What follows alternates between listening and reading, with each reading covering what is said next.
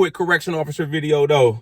I'm answering some of the questions that I've been seeing from my lives. People that have been leaving comments on some of my videos on corrections, whether it pertains to the hiring process, navigating, working in corrections, how to deal with inmates. So I'm going to answer some of these questions to the best of my ability. The first one, let me see. Somebody asked me about the difference between the feds, the state, and the county jails. The main difference is a county jail versus a prison. Most of the inmates in the county jail, they're pre-trial. So that means they're still going to their trial. They're going to their court case. You can have anybody in there all the way from they got a DUI over the weekend. So, they might have to sit in the jail over a weekend all the way up to somebody that's first in a murder charge. You know what I'm saying? The main difference between that and a state prison or a federal prison is that everybody in the state prison or federal prison, they're already sentenced. They've been to court. The judges imposed the sentence on them. Now they're doing their time. That's the main difference. Personally, for me, I prefer to work in the prison system versus the county jail. I've done both. I worked at a county jail in West Virginia. That's where I started in corrections. I've worked at 2 different federal prisons now. Like I said, I like the federal prison better because, for one, it's more money. And I feel like it's less work. And I'm explaining that. When I worked in the county jail, it was still good. Don't get me wrong. Working in the county jail, I got some of the best training. The academy was great. I feel like, the way that we did things working at the county jail, I feel like it's great for corrections. It was things like, we had to pat down every inmate. Anytime they came out the pod to go somewhere, when we was escorting them up the hallway, whether they go in the gym, they got to go see their lawyer up the hall, something like that. They had to walk in a single file line on one side and the CO would be behind them on the other side, escorting them up the hallway. The prison system, like I said, I feel is less work in the sense that, when I worked in the county jail, you had to push the food cart up the hallway. You got to go pod to pod, every unit, and pass out the trays one by one to the inmates. Most of the time when you work in the prison, all you do is sit there and you wait for whoever's working the compound or the yard officer to call your unit to chow. When they call them, all you do is announce it on the unit, chow, and go and lock the door, and they go to chow on their own. They come back, stuff like that, man. Working in the prison, I had to get adjusted and used to the movement type too as well. What I mean by that, my first day working on the yard, when I worked at the federal prison, it was like inmates just walking everywhere. Everywhere was direct. It's like a college campus. You don't escort them nowhere unless they're a lockup inmate in the shoe. Then, they'd be in cuffs and we escort them to wherever they got to go. Otherwise, it's like open moving. They got 10 minutes to be where they going. But once you get used to that, man, it's nothing, man. Let me see what's some other questions, man. Somebody asked me. Oh, somebody said the difference between day shift and night shift working in the correctional system. The main difference really is that the inmates are up during the daytime. They're out and about. They either at school, going to getting their GED class. Most of them got jobs during the week, during the daytime. So they might, everybody's up. It's more people there. All the higher ups there, the captain, lieutenants, associate wardens, they're there during the week on the day shift. So, it's a lot more radio traffic. It's a lot more going on. It's busy, so you up. When you work in night shift, all the inmates are asleep. They either locked in their cell. If it's a dormitory style, they in their bunks. Most of them sleep. Few of them might be up, watching TV, stuff like that, in their cell, reading their book. But it's more quiet on night shift, So when you come into it, you have to figure out what's your preference. What shift do you prefer? See, everybody prefers different shifts. You got some people that prefer second shift. They work 4 p.m. to midnight. I hate second shift. I'd rather be at the house in the evening time. You got some people, they just like to do day shift. I've been on night shift for about 6 years. I'm thinking about in the near future, I want to transition to day shift. I like days, honestly, but nights, I can get some decent days, or I get the weekends off working on nights. I've been on the same post, same unit for like almost 6 years now. I get the weekends off, stuff like that. But like I said, and it may be like the next year to 3 years, I'm going to go to day shift, just so I know in the long run, working night shift is not good for your sleep patterns. So like I said, I want to get to that day shift track so I can be in my bed every night. I want to have some decent days off. I won't go to day shift unless I got to be at least a Friday, Saturday off. Like I can get that consistency, because the thing in corrections is everything is based on seniority. Unless you work at a prison or facility where they got 2 shifts, y'all do 12-hour shifts, and you work 12s and you off every other weekend. In the beginning when you a rookie, you're going to get bounced all over the place. Like if you start for the BOP, you're going to be on every different shift. You're going to have different days off every week, and you got to put in your time in order to move up in the rankings, get like a consistent post, get like the days off you want. It takes time, you know, depending on the seniority, it may take a while. Like when I came down here to Butner, the federal prison in North Carolina, there's people here that got 20, 25 years in, stuff like that, you know. So I only got right now 11 years in, so they got way more time. If everything's based off seniority, then obviously they're going to get the better posts. They're going to get the days off. It's just how it goes, man. It's kind of like one of those things where you got to pay your dues, you got to be patient, and you just got to work your way up the rankings. You just don't come in there and you get whatever you want. It's just part of the game, man. You got to know when you going into it what you signing up for. You know, when you go through the hiring process, interview process, HR should explain that to you. You know, you may have to work. You not that you may have to work. You're going to have to work shift work. You're going to have to work some holidays, the weekends. You're going to have to work second shift, night shift, day shift, right? So you gotta accept everything that comes with it. Now let me hop into some of my comments that people have left on my comment section. Somebody asked, do you have to be tough to be a correctional officer? I see this a lot in my comment section. They'd be like, do I need to know, I got a background in karate, Brazilian, jiu-jitsu. I used to be a wrestler and stuff like that. The main thing in corrections, man, is all about respect and being able to use your communication skills to defuse the situation, right? It's not about being the tough guy, trying to be Chuck Norris, Rambo, Billy Badass. I'm going to go in there and try to take on every inmate that does something wrong one-on-one, trying to body slam them. Tough guys don't last long in this life, man. And that's outside of corrections. You see tough guys all the time on the street, man. You know, you trying to be tough. Oh, you want to be a badass, man. A lot of times them dudes end up in prison or they end up dead, man. It's all about respect, man. Once you talking to these inmates, you got an inmate that's disruptive or you have a disagreement, man. If you can get that inmate to do what you need him to do using your verbal communication skills without having to lay a hand on him, having to whip out your pepper spray and spray him, that's a good job right there, because you didn't have to resort to using physical force to get the inmate to comply with your orders. Now, there's going to be certain situations where you're not going to be able to use your verbal communication skills. Sometimes it's immediate use of force. It goes from 0 to 100. You might be sitting there and an inmate fight pop off, or you right there and an inmate out of nowhere just start assaulting, you start punching on. Then you got to use your hands. You might have to use physical force to get them off of you to get the situation under control. And this is what I want to say too, man, to the people that be asking like, oh, I got a background in karate, jiu-jitsu, I'm a martial artist, stuff like that. You have to remember in corrections, once you go to the academy, the instructors, they train us and teach us certain self-defense techniques that you have to use. You have to stay in the policy. If you go in there, you know, I mean, you got a background in karate, right? You get into it with an inmate and you do some kind of illegal punch, like you punch him in the neck and he end up breaking his neck. You do some kind of kick or knee strike and the inmate end up falling, having a heart attack or breaking a leg, and it's on camera. You're outside of policy. 9 times out of 10, you're going to get in trouble. You might face losing your job, the inmate suing. You have to remember policy, what they teach you. Now, if it's a life or death situation, you got an inmate coming at you with a shank trying to stab you, by all means, do what you got to do to get that inmate off of. If you got to kick him, man, just so you can make sure you don't get stabbed and possibly killed, then by all means, man, you got to do what you got to do to make it home safely to your family at the end of the day, man.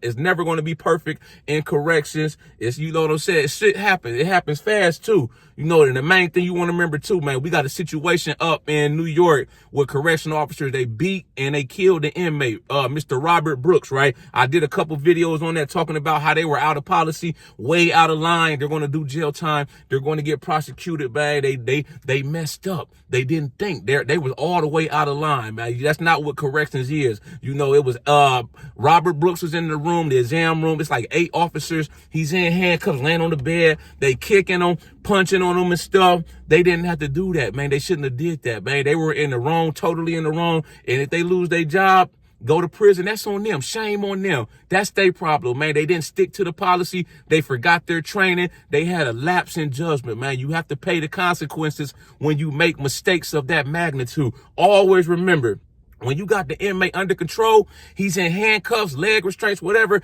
it's over. It's not the time to be trying to get your extra licks in, punching on him, stuff like that. That's not what corrections is, man. I don't care if he spit on you. You have to learn how to be the bigger person, man, and get past that. You know, now if it's a situation where he's standing right there one-on-one and y'all have a verbal disagreement, then he all of a sudden spit on you accidentally, you know, you wasn't thinking, you smacked him or something, man, you know, shit, like I say, shit happens, man. You know, whether you get in trouble or get a verbal counseling, it all depends, man. That's like an immediate use of force. That's like an assault right there. I'm talking about, you know, you may been tussling, grappling with an inmate. Y'all finally get him down. Y'all got him in handcuffs. Once it's over, it's over. Y'all supposed to take him to medical, make sure the nurse evaluates him. Then the nurse is going to evaluate everybody that was involved and make sure nobody sustained any injuries, man. That's all. That's what corrections is, man. I've been doing this shit 14 years. Let me see what else we got. Somebody asked, let me see. Oh, about the hiring process, how long it takes. It just depends. It varies, man. Like, you got to think. HR might have 10 people that works in HR, right? They're dealing with hundreds of applications. They're dealing with hundreds of employees that already work in the prison, people that's changing up their health insurance, people that's about to retire, people that's going out on medical leave, maternity. They got to deal with all this paperwork. So you do something, they hit you up, they want you to fill out something along the way in the process. Don't expect them to call you back like the same week or next week. It may take 2-3 weeks, a few weeks before you hear something back. The best thing I could do, man, and tell you is to hurry up and wait. Check in periodically, you know, maybe like every 2-3 weeks if you don't hear nothing, just to check on the status of your application. I got some people that left comments saying that, you know, they did the application, they never heard nothing back. This is the thing. You have to be persistent. What do I mean by that? See, when I was going through the hiring process, I was the type, if I didn't hear anything back from HR about my application, I put it in, I never heard nothing. I'm the type, I'm going to go up to the prison. I go up there in business hours and try to talk to somebody. I'm the type, if I keep calling, I don't get a response, I'll call the number that the inmates' families call in to check on their inmates or to set up a visit. You know, the family, the people on the outside, when people are incarcerated, they call in checking on their loved ones or they're trying to set up a visit. I'll call that number. I'll look it up, find it. If so, I get somebody online, I'll be like, hey, you mind transferring me to the HR department? I apply, I put in an application. I'm the type, I'll wait, go up to the prison in the parking lot and wait. If the HR get there at 8 a.m., I'll get there, show up 7 a.m. and stake out. I see them walking in, somebody look like they got a business suit on, look like they might work in HR. I'll get out the car and go up to them and talk to them like, yo, I put in an application. Can you help me out, man? I'm not getting any response. Stuff like that. I'll go up there and wait for the shift change. I see officers, they just got done with their shift, walking out, about to go to I'll go walk up to one of them like, yo, man, I'm not trying to attack you, or I'm not an inmate's family member. Nothing. Like, I put in for an application and I'm trying to get hired. Can you help me out? I'm not getting any response from HR. I was wondering if you could help me out. Tell me what I should do, what you think I should do. You have to be persistent. You have to keep showing up, man, calling every other week, man. You got to show them that you hungry, like you want that. I was like, man, they knew who I was by my first name by the time I got my start day and hire day, because I was so persistent. I was working at the county jail. I knew I wanted to get on with the feds. I'm like, bro, I need to get on. What do I have to do? I'll call them every other week, man, like faithfully. If I wouldn't get an answer, I'll call, say I'm off that day, right? And it's a weekday and HR might be there from 8 a.m. to 4 p.m. I'll start calling like 8:15, give them time to get in their office, get settled in. I don't get a call or I don't get an answer on the phone. I'll wait till about 9 a.m., call back. If I don't get a response, I'll wait till 9:45 a.m., call back. You see where I'm going with this? You got to be persistent. Show them that you want the job, man. It ain't enough just to show up. Man, I want this. I want this, man. I went into the interview clean shaven. I had a suit and tie on. Show them that you a businessman. You mean business and you want the job. You feel me? What else we got? Bro, can you do a scenario video on how to talk on the radio? Say when initiating ICS in case of a fight. Somebody's asking me about radio traffic when it comes to working in correction. This is the best thing I can tell you, man, when it comes to the radio. Always remember, and think before you speak on the radio. You don't never want to say words like, I need help. Can you come help me over here, man? That could be interpreted as you need help. Like you got an inmate fight. You got somebody assaulting you or something like that. I've seen people, man, they didn't need help necessarily, but they might have been calling somebody on the walkie-talkie like, yo, can you come over and help me with this paperwork? It's not an emergency, but somebody else listening to the radio traffic can interpret it as an emergency, man. Always remember where you're at in the prison at all times. You working on the unit. Let's say me, for instance, I'm working on my unit. My unit is called cadre, right? And an inmate fight pop off. So I get on the walkie-talkie. I see it with my own eye. I get on my walkie-talkie. I got an inmate fight on cadre. Then control's going to hear it. They're going to tell everybody we got an inmate fight. They're going to make that transmission to all the radio. Anybody that has a radio in the prison, control makes that announcement. Everybody hears it on all radio channel frequencies. Everybody comes running. I got an inmate trying to assault me. It's a body alarm on my walkie-talkies that you hit the button. It sends the duress to control. They may come on there and be like, staff needs assistance in cadre. We got a body alarm in cadre. Everybody comes running. You hear that on your walkie-talkie? Book it. You need to be getting there as fast as you can. Boom. You need to be running like goddamn Usain Bolt, somebody like a dog chasing you. Get there as fast as you can, especially when you hear staff needs assistance. That means one of your co-workers is in trouble. You need to be booking it. If you ain't monitoring or supervising inmates, like you work in another unit and you supervising inmates actively, you supposed to be responding. Get there as fast as you can. What else, man? You got a medical emergency. An inmate had a heart attack. I get on my walkie-talkie. Control, I got a medical emergency on cadre. The control gonna get on there. All available staff, we got a medical emergency. Then most of the nursing and medical staff gonna come running. It's gonna be other officers too there, staff members, mostly medical. They coming with that AED machine. You know, I had to do CPR like last year on an inmate that had 2 heart attacks in the shower. I rolled him over. You know, I put some gloves on, rolled him over. His eyes was open like he was dead. Like his eyes was not blinking or nothing. He didn't have a pulse. I got on the radio. I got a medical emergency. I think I was working Granville unit that day. I got a medical emergency in Granville unit. I threw on my latex gloves, started doing CPR on him. Boom. Then more staff arrived. Somebody took over for the CPR. Then the nurses finally came on the crash cart. They got like a golf cart. They ride around so they can get to the scene faster when it's in a medical emergency. They came. They had to do the AED machine, shock his heart. He ended up living. I ended up getting a reward for that, man. You know, like I did a heroic act. I'm just doing my job. You know, we get trained every year. We do training every year on, you know, all the training that we have to know to be successful at the job. One of them classes is the AED. We got little practice dummies that we do CPR, practice applying the AED machine on, you know, and it clicked right just like that. Once I seen it, I sprung into action. Always do something. When something goes down, spring into action, man. I don't care if you got to get on the walkie-talkie, call for help. I need help in this unit, man. You a rookie. You don't know all the names of the unit. I need help on this unit. Hit the fire alarm. Scream. If it's during the daytime, it's more staff member. There's somebody here, you screaming. Do something. Don't just stand there like a deer in headlights and just let the shit keep happening. You know, you got to fight. You with another officer or inmate come disruptive. Y'all got to take them down. There's been situations, man, where it's been like 2 or 3 officers, right? And one of the other officers, he didn't do nothing. It was like he was scared. I'm like, always do something, man. Something is better. I don't know if you got to scream, faint, fall out, pull the fire alarm, the sprinklers, anything, man. You know, what's some other stuff, man? I'm gonna give y'all some more tips, man. You know, once you going in for the hiring, the interview process, it's completely normal to be nervous. You going into a whole new endeavor, man. Your first day working on the unit by yourself, you're going to be nervous. I've been working corrections 14 years. I'm always nervous. Every day I go in there.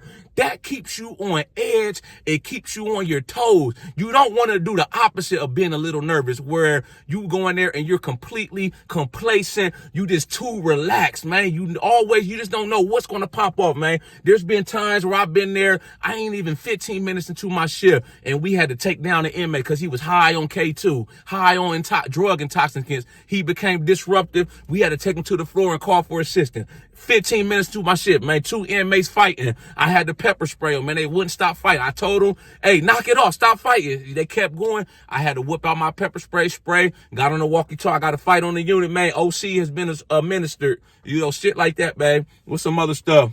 Let me see. Oh, this is one of my favorite lines I like to tell the inmates. It saved me so many times over the year. This will help you out a lot, especially when you're a rookie. The inmate come in the office, he asks you for something or asks you for this, and you're not sure. I always tell the inmates this, man. Check back with me later on, man. I'll get back with me, and I'll let you know, man. And then I'll make sure I call somebody else, where it might be another officer working on the unit that's like a senior officer or a veteran officer. They know how the policy and procedure go. Because you got to think, as a rookie, you don't know how everything goes. The inmates, they're going to be inmates. They're going to try to play you. They're going to try to get over on you, get you to do stuff you're not supposed to do. You still learning the job. So always, before you just automatically say, yes, you could do this, or no, you can't do that, if you're not sure, call somebody. Worst case scenario, call the sergeant or the lieutenant that's working on shift and get an answer. Get a definite answer. Tell the inmate to check back about 10, 15 minutes. Don't lie to him, man. You know, that's showing you showing them respect and you doing your job. You know, that saved me so many times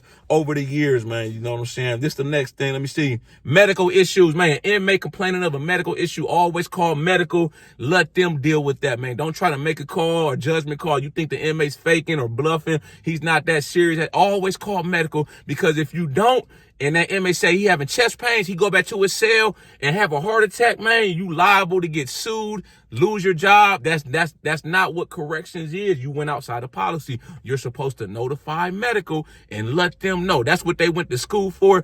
That's what their job is. Let me see what else we got. What else? Never try to take on an inmate by yourself, one-on-one, man. Always call for a backup. That goes into what I was talking about earlier, as far as like trying to be tough, you know, karate, this and that, man. I bench press 405, man, but I don't underestimate no inmate, no gang, nobody inside the prison. I show respect. Stuff get out of hand or return physical. You know, I always want to use physicality as a last resort. I'm always trying to reason, you know, communication skill. I don't care how big you are, none of that, man. You always got to remember, you outnumber at all times. My unit I work on, it's 120 inmates and just me by myself. So I see something, I see a fight, inmate becoming irate, disrupt, I'm going to call for backup. It ain't about proving my manhood. Oh, I'm a punk or I'm soft because I called for backup. I didn't take them on by myself. No, I'm being smart. It's about having longevity and thinking. You try to take on an inmate by yourself, man, he get the upper hand. Now he on top of you, stabbing you, whooping on you. You know what I'm saying? When you could have called for backup, now you got 10 officers there and you got this inmate by itself. See how the odds change? It changed real quick, man. I remember one time I worked the county jail. I had an inmate, right? He refused to lock down. I forget what he was mad about. So I was like, all right, cool. So I'm locking down the rest of the unit. I get on my walkie-talkie and I'm like, I got control. I got one refusing to lock down in his cell. It was about to be count time. So I was like, all right, cool. He went, sat down at the table. He wasn't violent or confrontational. He just said, I'm not locking down, CO. I don't care what you got to do. Call the sergeant down here or whatever. I was like, all right, cool. He went, sat down at the table. I kept locking down the inmates, man. In my head, I'm thinking this. He's not violent, confrontational. So let me get everybody else secured in the unit. It's an isolated incident, one-on-one. I got on my walkie-talkie, called it in. I got one refusing to lock down. By the time I was done, a couple minutes later, you got officer presence on the unit. We got about 10, 15 officers. The sergeant that came down there, he got the big can of OC. You know, we carried the little cans of MK4s. The sergeant at the time at the county jail, he carried a big can. It's called an MK9. It's a big canister of OC. It could spray about 20 yards. He get down there. The odds have changed quickly. And, you know, it's 20 officers and you got that one inmate. He see all this staff presence. He like, oh shit, I done changed my mind. The sergeant was like, what's going on? Go to your cell. He said no at first. The sergeant had the canister of OC on his hip. He whipped it out, pointed at him, go to your cell immediately. Boom, he walked to his cell, scatter. I went over there and locked the cell in. Stuff like that, man. Always call for backup, man, as much as possible. Any situation when it's possible. If it's immediate use of force, you got to do what you got to do, man. But you got to think working in corrections, man. This the last thing I'm going to leave y'all with. This is the last thing I'm going to leave y'all with. I've been going on for about 24 minutes, man. When it comes to, as a rookie coming in, you know, two things I want to leave you with. The retirement, the pension, the retirement account. You know, try to put as much money in your retirement as you can from the get-go and don't touch it. I put about 20% in my retirement account every time we get paid. Let it ride your career. Another thing I want to leave y'all with, man. You know, you coming in, I make a lot of videos about the overtime. It's a lot of overtime. You know, you might come in making $60,000 for your base salary, but after overtime, you could be well over six figures, making 100,000, 110, 120. I made, shoot, with overtime last year, like 150,000. My base salary is like 73,000. So I say that to say this. Don't live above your means. What do I mean by that? You start seeing no big check. Oh, I'm finna go out. You got an older car, it might be paid for. I'm finna sell this or trade this in. I'm finna go out, get me a $700, $800 car payment. No, don't think like that. Try to save as much as you can. Try to keep your bills to a minimum. Try to minimize expenses. Still enjoy yourself. You know, you working hard. You want to go out to eat, take vacation, buy some nice clothes every day. I'm saying don't live above your means and have that lifestyle inflation. You making more money. So I'm about to go buy, go get a nicer apartment. I'm about to buy the biggest house I can or the most expensive car I can afford on my side. Don't do that, man. Think the opposite, man. The money might slow up. You can get hurt. I got hurt back in November. I had to get back surgery, so I'm not working no overtime. Luckily, I'm smart with my money. I put up. I save as much as I can. I got savings. I got emergency stashes, different accounts. So that's holding me over until I go back to work in a couple of weeks. You know, you got to think like that. Anything can happen. You can get in a car accident. Now you was basing your lifestyle on all this overtime. Now you going back to just getting a 40-hour work week check while you injured or out, you know, on leave. So you like, damn, what am I gonna do? You in scramble mode. Your bills piling up. You was basing your life on all that extra money. Don't do that, man. Try to base it on your 40 hours, this and that. The goal is after you pay all your bills, you put money in your retirement, you save some more money on the side. You want to have money left over at the end of the month, man. But yeah, y'all like this video, make sure you subscribe to my channel. Follow me on Instagram, TikTok at the Ghetto Body. But I got merchandise for sale. This one of my hoodies right here, my gym merchandise hoodies, man. Check out my website, man. But yeah, man, I'm all about trying to help people out in any way possible, man. No matter even if it ain't in corrections, you know, I make a lot of correction officer videos, life hack, motivational videos, just trying to give people the best advantage and advice that I can give them to help them. I had people along the way when I was a rookie officer that helped me out, that gave me game. They were great officers. Some of them, a lot of them have retired now, but I just remember all the stuff they told me, stuff to look out for. So I try to pass that on to people that's coming into corrections. Y'all got any input, thoughts, comments on this video? Make sure you drop a comment. I'll be sure to get back with you as soon as I can. Y'all know how we coming. Let's get motivated.